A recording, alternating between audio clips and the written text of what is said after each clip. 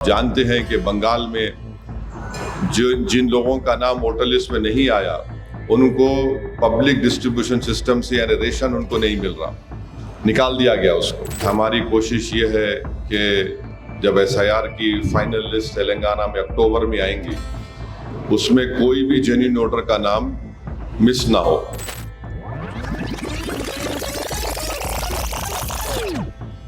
मैं सबसे पहले सबर इंस्टीट्यूट जो बंगाल का एक मशहूर थिंक टैंक है उनके तमाम जिम्मेदारों का मैं दिल की गहराइयों से उनका खैर मुक़द्दम करता हूँ, वेलकम करता हूँ कि उन्होंने अपना कीमती वक्त निकाल कर आज यहाँ पर आए हैं। और जैसा कि आप जानते हैं कि बंगाल में करीब आज भी 27 लाख लोग जो जेन्युइन वोटर्स हैं उनका नाम वोटर लिस्ट में नहीं है और वो ट्राइब्यूनल के फॉर्मेशन और क़याम के लिए ठहरे हैं ताकि उस ट्राइब्यूनल में जाकर उनके नामों का दोबारा SIR के फाइनल लिस्ट में उनका नाम आ सके। तो एक मुख्तसर सा तारुफ सबर इंस्टीट्यूट का ये है कि हम लोग यहाँ पर बैठकर ये देख रहे थे और मैं जब बंगाल में इलेक्शन लड़ने के लिए गया भी तो वहाँ पर भी मैंने सबर इंस्टीट्यूट के ज़िम्मेदारों की मेहनत,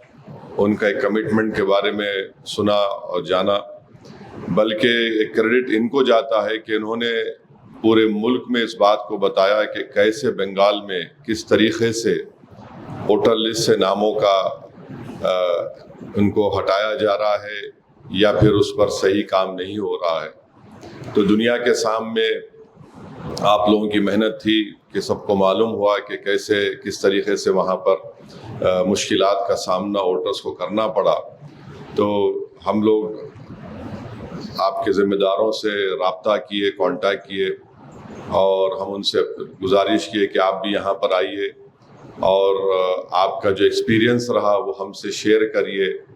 ताकि हमारी कोशिश ये है कि जब SIR की फाइनल लिस्ट तेलंगाना में अक्टूबर में आएंगी उसमें कोई भी जेन्युइन वोटर का नाम मिस ना हो।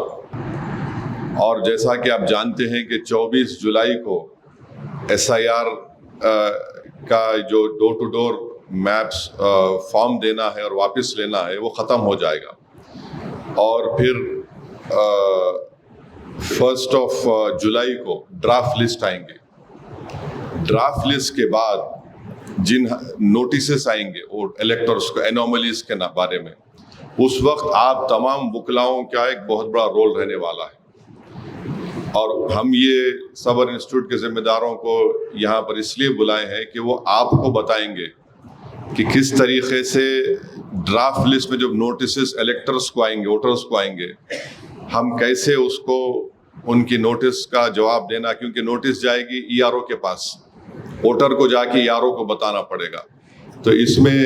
आप ये तजुर्बा और आप लोग वहाँ पर बहुत मेहनत किए और एक रेप्यूटेटेड थिंक टैंक है और इसीलिए आप तमाम लॉयर्स को, वकला को भी तकलीफ़ दी गई है। मैं आपका बेहद शुक्रगुजार हूँ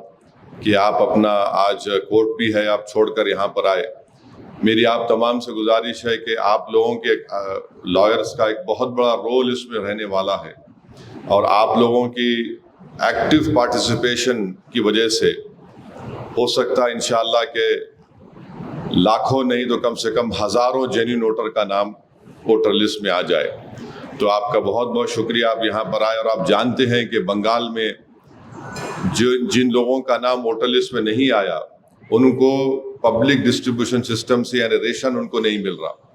निकाल दिया गया उसको। और एक मशहूर जर्नलिस्ट है वहाँ के, बहुत मशहूर बड़ा अखबार है टेलीग्राफ, उसके एडिटर थे, बहुत मशहूर आदमी है,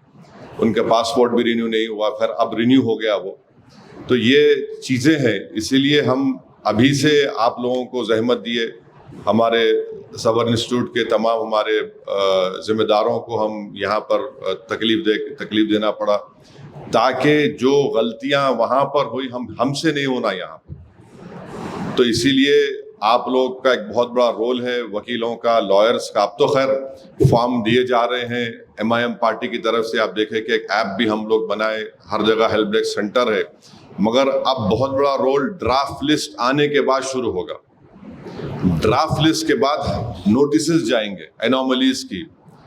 اب کسی کا جو بھی انوملیز ہے، اب مثال کے طور پہ 2002 میں نام نہیں ہے مگر ابھی فائنل لسٹ میں ان کو انیمریشن فارم آ گیا تو ان کو ڈاکومنٹس لگا کر دینا ہے، تو اس وقت آپ لوگ جا کر ان ووٹرز کے ساتھ ERO کے پاس آپ کو رہنا پڑے گا. تو میری آپ سے گزارش ہے کہ تھوڑا آپ کو وقت دینا پڑے گا آپ لوگوں کو، اور اس سے بہت سے غریبوں کا فائدہ ہوگا.